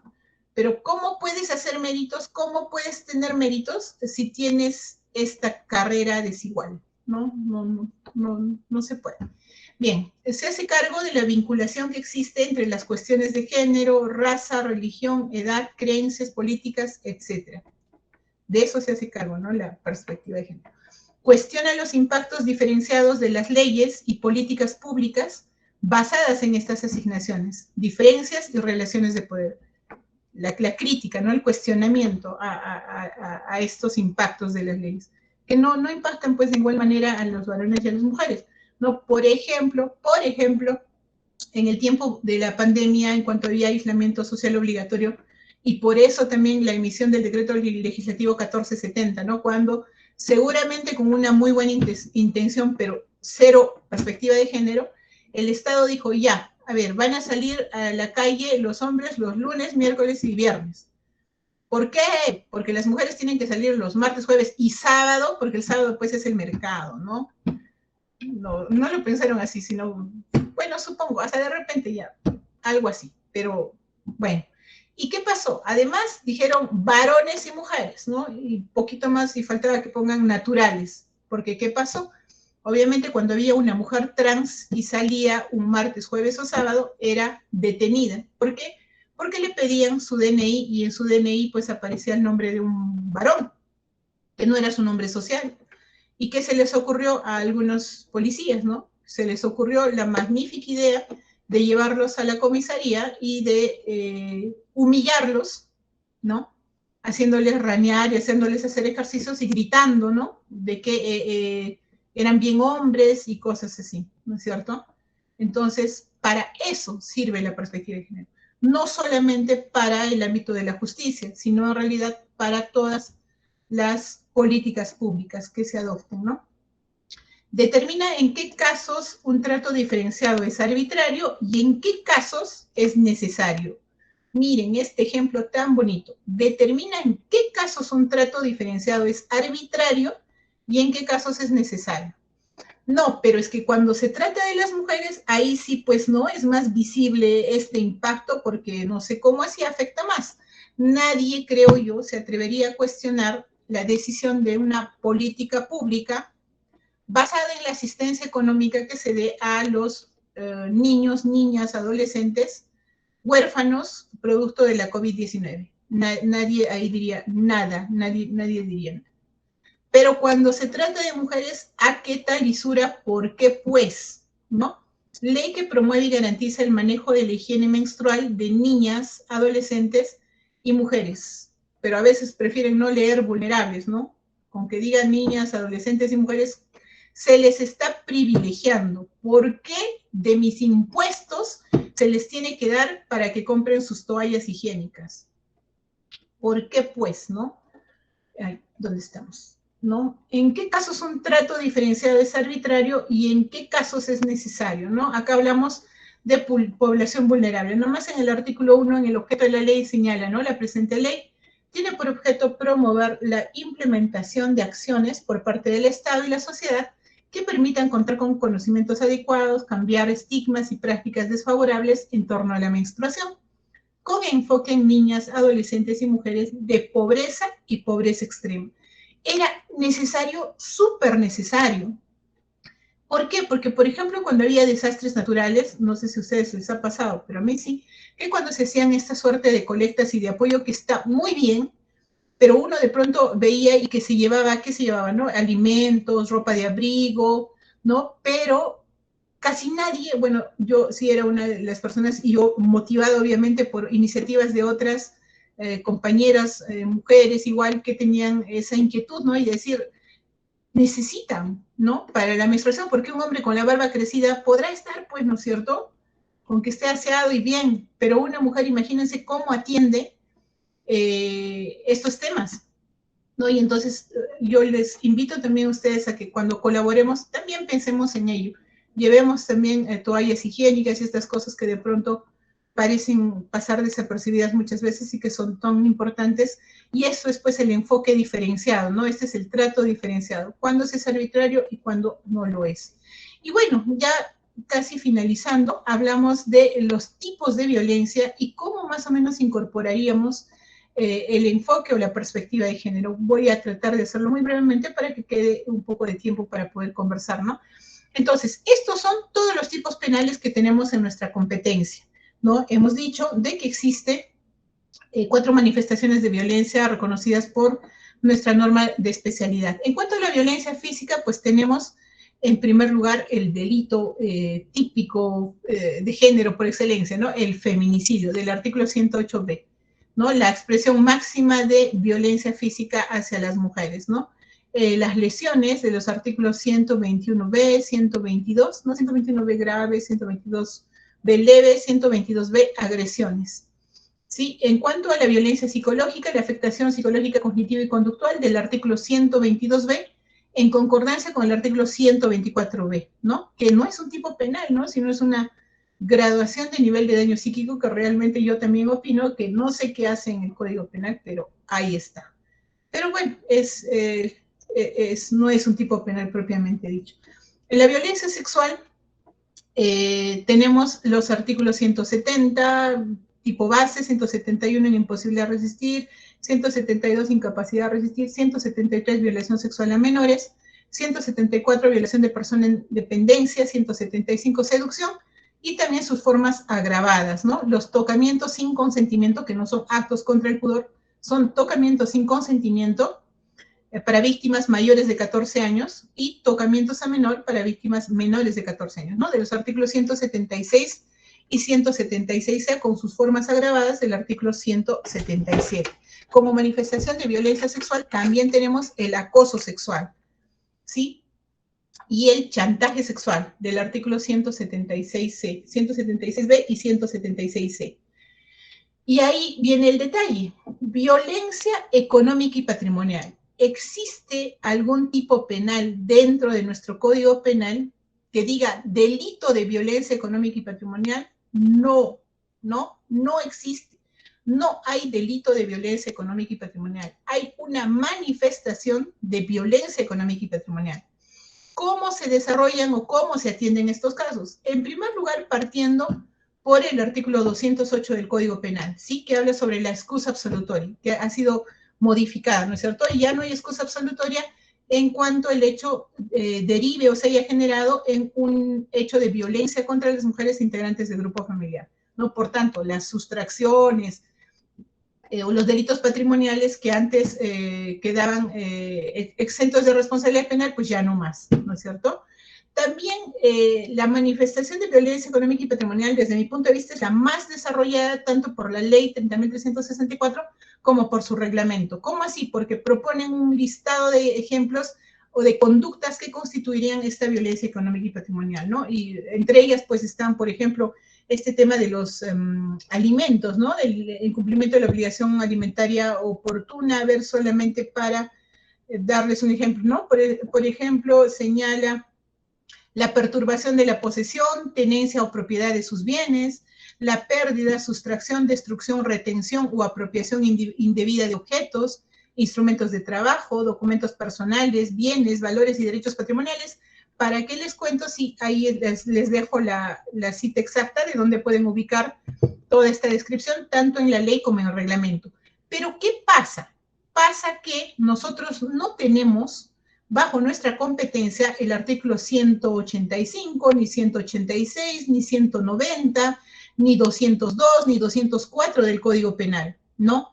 Entonces, no hay óbice para que esta manifestación de violencia económica y patrimonial sea atendida en la etapa de protección o etapa tuitiva, mediante el otorgamiento o no de medidas de protección. Pero la subsunción de esta manifestación de violencia económica y patrimonial en el tipo penal respectivo, pues quedará a cargo de nuestras y nuestros compañeros de las fiscalías penales, ¿ya? Porque no tenemos pues bajo nuestra competencia, ¿no? Y ahora, de hecho, todas estas capacitaciones acerca de incorporación de perspectiva de género, de enfoque de género, tendrían que irradiarse a todo el sistema, ¿no? Porque de pronto, les comento, nosotros estamos viendo la aplicación del enfoque de género, de perspectiva de género, sobre todo en cuanto la mujer es víctima. Pero ¿alguien se ha detenido a pensar en cuanto la mujer es imputada? ¿No? Es otro tema y es un tema muy interesante, por cierto, ¿no? Pero que de pronto como nosotros conocemos solamente a mujeres imputadas en cuanto agreden en su condición de integrantes del grupo familiar, pues no estamos tampoco al tanto, ¿no? De toda la doctrina que pueda haber respecto a la aplicación de perspectiva de género en cuanto la mujer es la imputada. He colocado separado otros tipos penales de nuestra competencia, como es el artículo 151A, que es acoso. ¿Por qué? Porque el bien jurídico protegido, a diferencia de todos los demás delitos que sí están ahí incorporados, es la libertad, así de manera genérica, ¿no? Y en el delito de acoso, pues, es la estructura del tipo penal prevé una modalidad. En el primer párrafo es un delito de peligro y en el segundo es uno de resultado, ¿no? La conducta típica, acciones de persecución, seguimiento, hostigamiento, vigilancia, que tengan por finalidad lograr un contacto, no consentido obviamente, con la víctima, ¿sí? Pero en el segundo párrafo puede ser este contacto no reiterado, es decir, hasta por una sola vez, pero que tiene que tener, ¿no? Tiene que tener la entidad de alterar el normal desarrollo de la vida de la víctima. Lo mismo se dice también en el primer párrafo, ¿no? Pero el bien jurídico protegido en general es la libertad. ¿Es de nuestra competencia? Sí lo es también. Difusión de imágenes, audios o videos de contenido de connotación sexual del 154B es acción penal privada, ¿sí? Es querella. Y por tanto, pues nosotros no intervenimos ahí. Y el artículo 183B de proposiciones a niñas, niños y adolescentes. La competencia nos ha sido otorgada por la resolución de la Fiscalía de la Nación, la 3493-2019 me parece que es, no la he puesto ahí de pie de página, pero bueno, lo que se señala respecto de este artículo 183B, que es proposiciones a niños, niñas y adolescentes con fines sexuales, es que en los distritos fiscales donde exista Fiscalía Especializada de Trata de Personas, lo conocen ellos. Donde no los hubiese, lo conocemos nosotros, ¿ya? Pero ustedes verán que no aparece, pero ni de asomo, el artículo 5 de la Ley de Delitos Informáticos, que en su redacción es muy parecido al artículo 183B, solo que la diferencia es cuando se comete el hecho por medios tecnológicos, por cualquier medio tecnológico. Vale decir que las proposiciones del artículo 183B podrían realizarse de forma verbal, por escrito, ¿no? Pero si se emplea un medio tecnológico ya es el artículo 5 de la Ley de Delitos Informáticos. Entiendo que en la capacitación también ya se ha visto en estas jornadas que ustedes tienen la afirmación de lo que es mujer por su condición de tal, que se entiende, ¿no? Y esta la encontramos en el artículo 4 del reglamento de la ley 30.364, en las definiciones, me parece que es el 4.3, que justamente hace alusión a estos contextos de discriminación sistemática en los cuales vive una mujer, ¿no? De los cuales forma parte una mujer, y que no debemos de verla como un hecho aislado, sino más bien como un contexto mismo en el cual se desarrolla.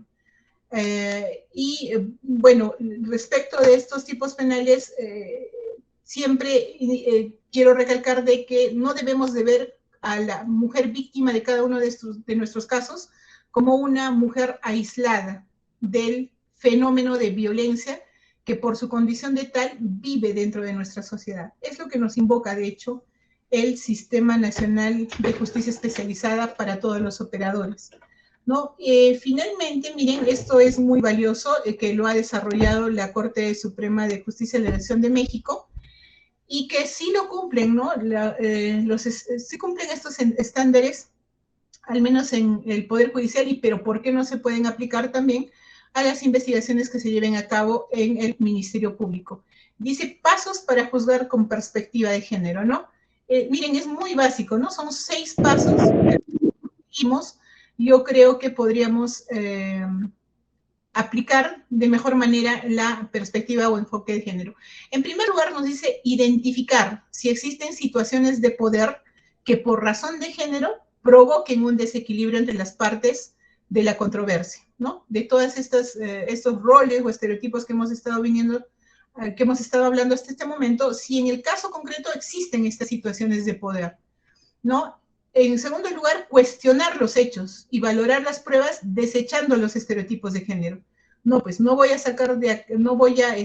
pensar de que una vez que ya estaba casada, como dice vuestro excelente spot, ya no tenía derecho de vestirse de determinada manera. No, pues voy a desterrar el hecho de que ¿para qué ha salido con sus amigas? Pero ¿por qué si a su pareja no le gustaba la mejor amiga? Entonces, justo para darle revancha a él, se le ha ocurrido salir ese día con la mejor amiga, ¿no? En tercer lugar, en caso de que el material probatorio sea insuficiente para aclarar la vulnerabilidad, la violencia o la discriminación, se ordenarán pruebas necesarias para visibilizar dichas situaciones. De hecho, nosotros podemos hacerlo, no somos los directores de la investigación, ¿no? Y eso no así los jueces, aunque ellos incorporan esto, que inclusive deben de hacerlo de manera necesaria, ¿no? Allanar ese camino, colocar en un pie de igualdad, ¿no? Si advierto de que el material probatorio es insuficiente, entonces ordeno pruebas necesarias para visibilizar dichas situaciones. Claro que ahí también en la valoración de la prueba con perspectiva de género esto es otro tema. ¿Por qué? Porque por lo general, una cosa también, ¿no? Que la existencia de violencia contra los integrantes del grupo familiar, si hablamos de una mujer, no desecha de que pueda concurrir al caso también violencia por razones de género, ¿ya? Entonces, ¿cuál es el problema ahí? Si se suscita un hecho de violencia intrafamiliar, por lo general, ¿quiénes serán los testigos? Serán pues los parientes más cercanos si viven en una casa multifamiliar. A ver, por ejemplo, el hombre agrede a su conviviente mujer, viene el hermano de ella para defender a su hermana y ahí se produce la agresión. Entonces, citaría yo de manera natural al hermano, ¿no? Pero si yo tengo enraizado el prejuicio de que por ser hermano de la víctima, indudablemente pues va a declarar a favor de su hermana, entonces ya, pues no, desde ahí ya estoy partiendo mal, porque ¿quién más podría ser testigo, quién más podría ver estas acciones de agresión si no es la persona que forma parte del entorno familiar si vive con ellos? ¿No? Entonces también es ir trabajando en desechar esos prejuicios que afectan, pues, ¿no? Sobre todo para reforzar la credibilidad de la víctima, ¿no? 4, si existe desventaja, cuestionar la neutralidad del derecho aplicable, a fin de buscar una solución igualitaria. ¿No? 5, aplicar los estándares de derechos humanos de las personas involucradas. Y finalmente, evitar en todo momento el uso del lenguaje basado en estereotipos o prejuicios y sustituirlo por uno incluyente, libre de discriminación. Recuerden que no solamente tenemos como grupo de protección a las mujeres durante todo su ciclo de vida, sino también tenemos a las mujeres en su diversidad, vale decir, comunidad LGTBI. Eso en cuanto a violencia contra la mujer, porque obviamente es otro cantar, la violencia contra las y los integrantes del grupo familiar. Bueno, y finalmente esto de acá, que él lo escribió, es argentina, más no recuerdo exactamente qué profesión tiene, Alicia Ruiz. El derecho participa en la configuración del estereotipo mujer y es a partir de ese estereotipo que las reglas jurídicas reconocen o niegan derechos a las mujeres de carne y hueso, ¿no? Más o menos el razonamiento de Catherine McKinnon, que señala pues de que el derecho, al igual que otras ciencias sociales, habría sido pensado prescindiendo de esta mirada y por ende de la necesidad de las mujeres, ¿no? Del grupo social de las mujeres. Bueno, ahí tienen mi correo electrónico y también mi celular. Por si hubiese preguntas adicionales, muchísimas gracias por acompañarme a esta hora y haberme escuchado. Gracias. La primera pregunta es, el artículo 122b, inciso 6 del Código Penal señala sobre la forma agravada por contravenir una medida de protección. Sin embargo, existe un conflicto con el último párrafo del delito de desobediencia a la autoridad relativa al incumplimiento de la medida de protección. Al respecto, ¿podrías darnos su opinión sobre este conflicto de la norma? Miren, a ver, les voy a dar los dos puntos de vista, ¿no? Aquel que considera, yo creo que por utilidad es el que más lo aplicamos, ¿verdad? Que es el tratar el caso como un concurso aparente de normas, ¿sí?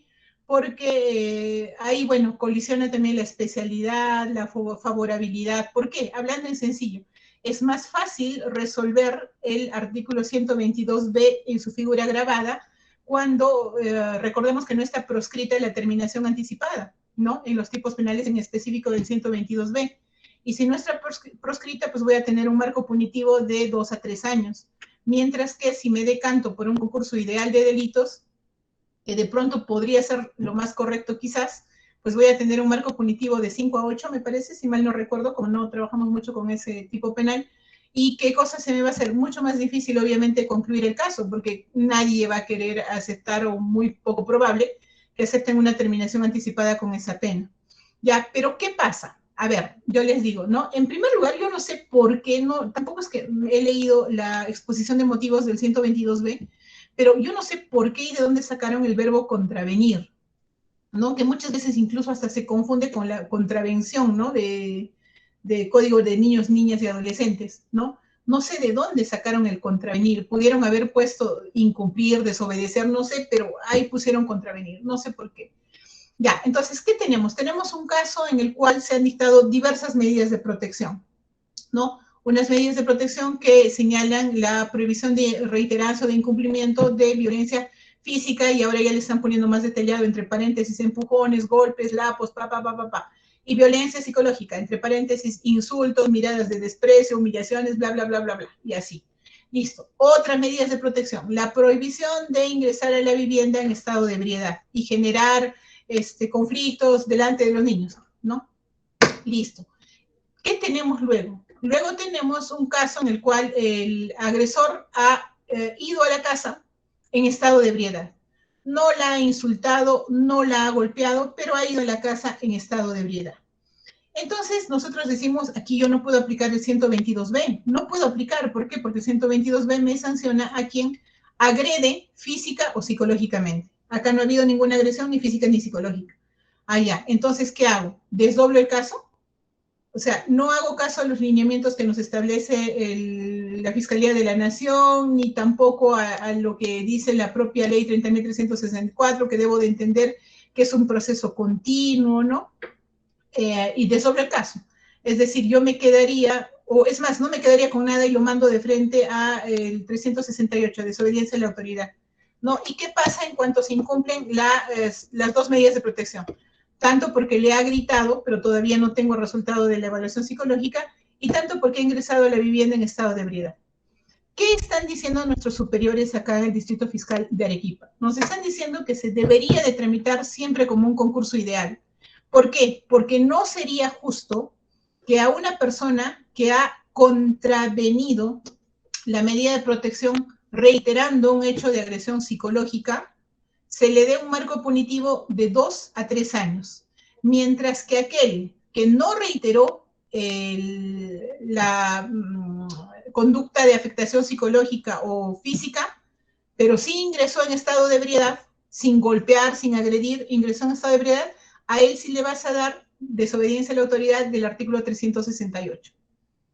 ¿ya? Entonces, de pronto, lo que nosotros estamos haciendo, como les digo, y no tengo por qué mentirles, porque en honor a la verdad lo hacemos por un tema de favorabilidad, de utilidad, ¿no? Porque los jueces también dicen eso, ¿no? Por favorabilidad, que sea el 122B agravado.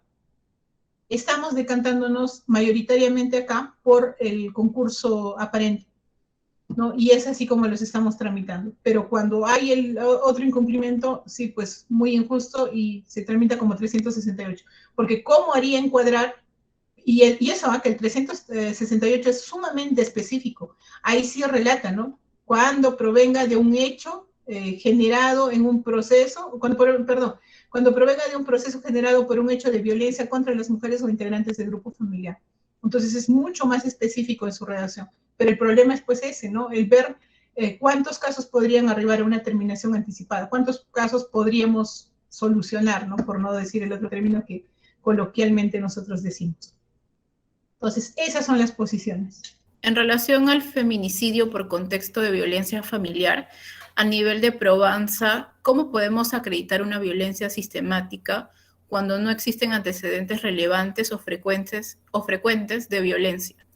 A ver, cómo se maneja aquí también los estándares, ¿no? O sea, cuando nosotros decimos de que debemos de acreditar, no solamente invocar, ¿no? El contexto de violencia, como dicen acá también los jueces de colegiado, nosotros no pedimos de que me demuestres con constancias de denuncias previas, porque conocemos y sabemos que dentro del círculo de la violencia, el ciclo de la violencia, cuando se produce la reconciliación y la luna de miel, pues no va a ir a denunciar. Por tanto, no se van a generar estos antecedentes. Pero sí existen otras formas de acreditarlo, ya sea por declaraciones, ya sea por atenciones. Ya no colocó la denuncia, pero por la agresión sí fue al centro de salud. Y en el centro de salud sí consta de que fue atendida tal día y en la historia clínica ahí consta de que ella refirió de que había sido agredida. Ya, ¿qué más?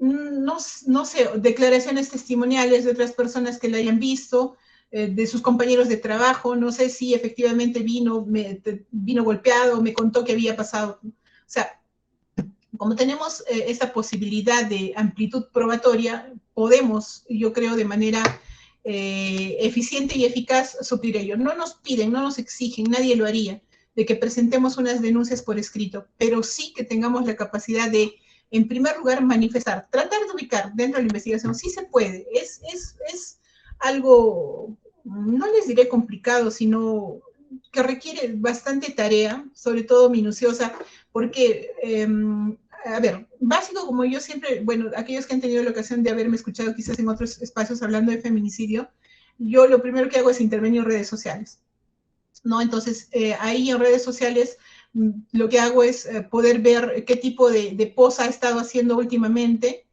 y hay algunos que son bien característicos, ¿no? Cuando hablan acerca de decepción, de traición o de que se sienten oprimidas, controladas, busco en los comentarios que a veces hacen los amigos o los contactos y los encuentro. Si hay una amiga que le colocó, ya amiga, no te preocupes, sí, entiendo, o algo así, la cito a esa persona. Y le pregunto, ¿no? ¿Algo te contó? Y sí, sí les contaron. Me contó que tal ocasión había pasado tal cosa, cual otra, ¿no? Y así, por ejemplo, ¿no? Esa es una de las formas en las que yo llego a acreditar y lo coloco fácticamente. Lo coloco fácticamente y obviamente mi respaldo de esa imputación fáctica es la declaración de esta persona que tenía conocimiento, ¿no? Indirecto, por cierto, pero podemos hacerlo. Entonces, eso es lo que nos piden, ¿no? Ahora, otra cosa también podemos mirar pues a los otros contextos. Como quiera que uno no es excluyente del otro, entonces podemos ver otros contextos. Y acá quería aprovechar un poco, yo hace un momento en la exposición de la doctora, cuando alguien le preguntó acerca del contexto de confianza, ¿no? En el feminicidio. Y yo quería preguntarles de repente un poco para consolidar la idea, pero yo que he imputado ya contextos de confianza en delitos de feminicidio, como una forma, por ejemplo, de desarrollarlo, es cuando existe adhesión a los roles de género. No, porque hasta acá, en este momento, hasta estos momentos estamos viendo el incumplimiento a los roles o estereotipos de género. Pero, ¿qué pasa cuando hay adhesión? A ver, me explico. Me han criado de una manera en la cual he idealizado el matrimonio como una cúspide de mi desarrollo personal. Del lugar de donde yo provengo, que es una provincia y que he llegado a la ciudad, nunca había tenido enamorado, he conocido a este enamorado, y además toda mi familia me inculcó de que, wow, o sea, es médico y wow, o sea, ¿quién de tus primas, quién de acá de la gente del pueblo ha estado con un médico? O sea, wow, mira, es tu esposo y además te has casado, no solamente has convivido, ya tienes una hijita y te has casado. Listo, pero las expectativas de esta persona, pues, era la de tener otra relación, ¿no? Y ella pasa por alto las infidelidades, encuentra videos, encuentra audios, fotografías, pero las pasa por alto.